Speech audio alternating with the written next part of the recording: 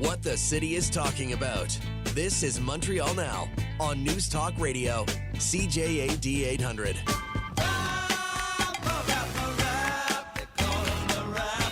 That is James MENNIE. He is over at the Montreal Gazette. Jim, I'll begin with your first note for me today, the headline that says, unless you know something we don't know, will François Legault last another year in office? What's going on? Aaron, I have to tell you something strange is going on. I mentioned earlier this week that things were feeling kind of different, that there was a really odd vibe coming out of Quebec City, coming out of the CAC, and coming out of François Legault.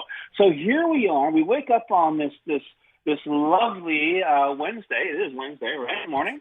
And what do we see in the press? We see a story pointing out that on François Legault's watch, the public service, the civil service, the bureaucracy has grown by 10,000 jobs. And it's a great story. It's thoroughly researched and so on and so forth. But it's not news. This issue has been raised repeatedly on your show, on the station. We've been talking about it quite literally for years. But all of a sudden, it has re-entered the news cycle as some kind of new development. Indeed, they tried to scrum Legault on this very topic today. He tried to sidestep it by saying, not literally, but almost, how about those Habs, before he walked away. And here we have the Treasury Board President, Sonia Labelle, turning around saying, well, you know, we had to increase the number of civil servants because we were offering more services to battered women. And wait for it, of course, we need more people to protect the French language. Of course. So I'm looking at all of this.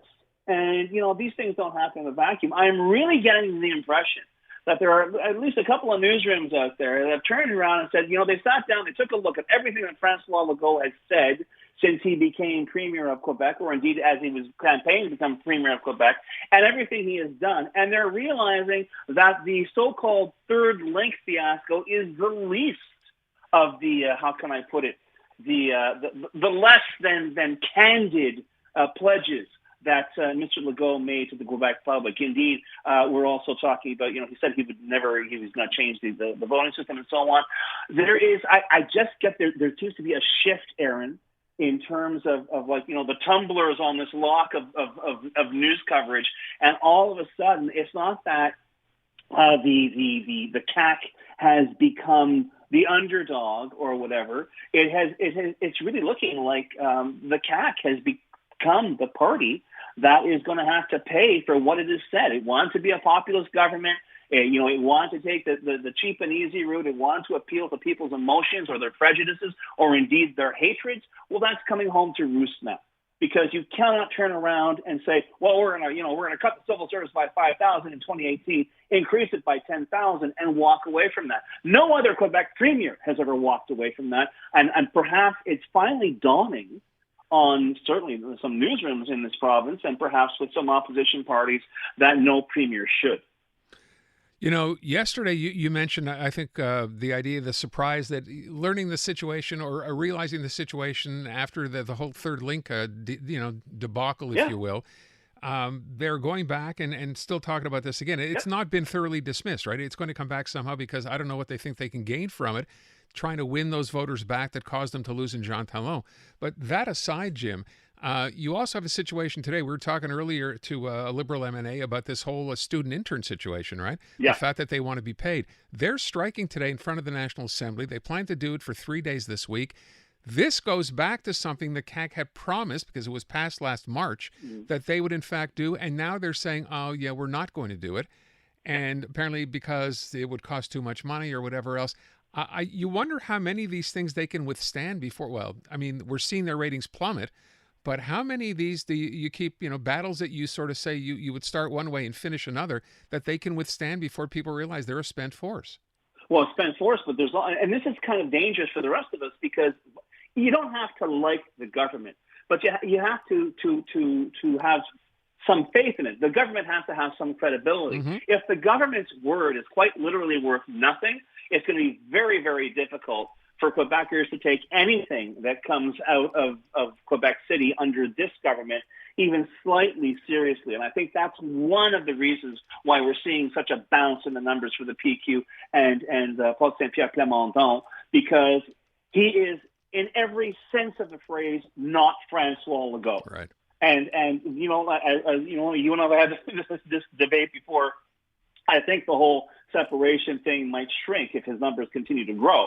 But all that said, what I'm seeing now, and when I ask you, you know, is he going to last the year? My original phrasing of the question was, should we put together a pool on how long Francois Legault was going to last? But I, honest to God, think he is looking for a window.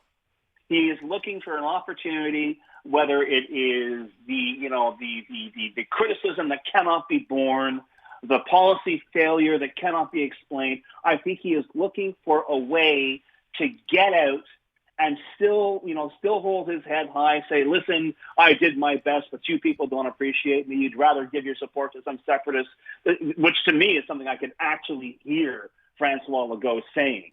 But, whether it's, as I say, they like a dog with a bone, they won't leave the third link alone, even though it has cost them a fortune in political goodwill.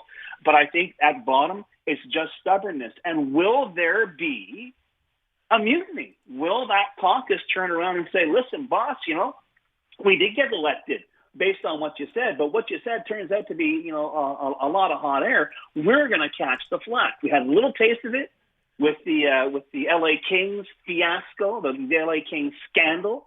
We had a couple of M&As suddenly speak up, and people saying, well, no, it's just an aberration. I'm not entirely sure about that. And which is why, and I'm sort of keep harping on this, but I really am getting a gut feeling that wheels are turning. The whole tone seems different. We're hearing, when we do hear from Messieurs Dubé and Fitzgibbon, who were like the other, the other third of this political trio with Legault, I find their comments are a lot more subdued, a lot more circumspect. I get the impression, to a certain extent, that entire government's on a holding pattern right now, trying to figure out how to get out of the very, very deep hole that it dug for itself, and yet unable to stop digging.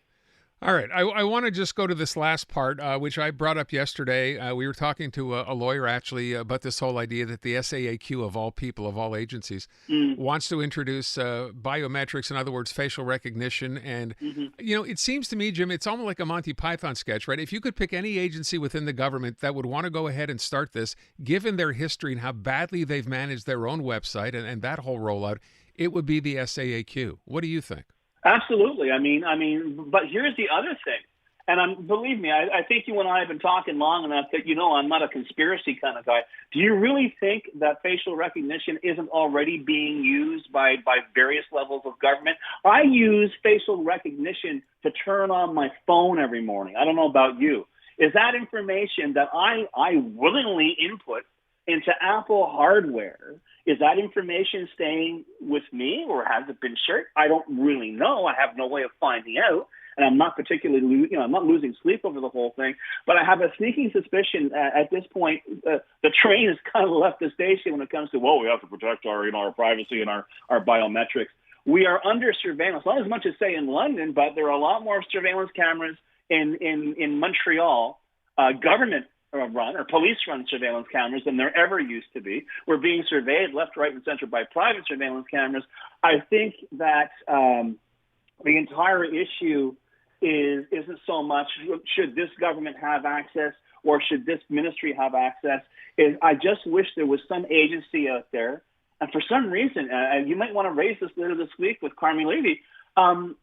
How is there a way we could find out? Is there a way we can dig in and find out? Because as far as I'm concerned, Aaron, and like I say, I'm not trying to freak people out, and I'm not saying there's some great conspiracy out there. I think that horse has already fled the barn. Okay. God, I want to believe it hasn't, but you raise a fair point. I wouldn't be, maybe it works both ways, Jim. I wouldn't be surprised to find out, as you just suggested, maybe this is already happening, but let's hope not. Last thing I want to ask you to wrap up, I'm going to ask, this is my question of the day. It's what started the show today. Two very different takes. I have a clip from Jean-François Lisée talking about this idea that stores, as you know, part of Bill 96 now, will have to have those French descriptors. Still can't imagine what the one at Canadian Tire would say. And then Tom Mulcair saying, of course, this is, again, something governments have thought of in the past, managed to always shelve because it seems so, for lack of a better word, nitpicky and unnecessary. Jean-François Lisée ties it to respect for the French language or the Francophone community here. What do you think about this? Because some stores, say, we're not going to bother, we're not going to do it. And that may be a I don't know, an easy way out? Because ultimately they probably will. There's too many people here to serve that they don't want to lose. What do you think?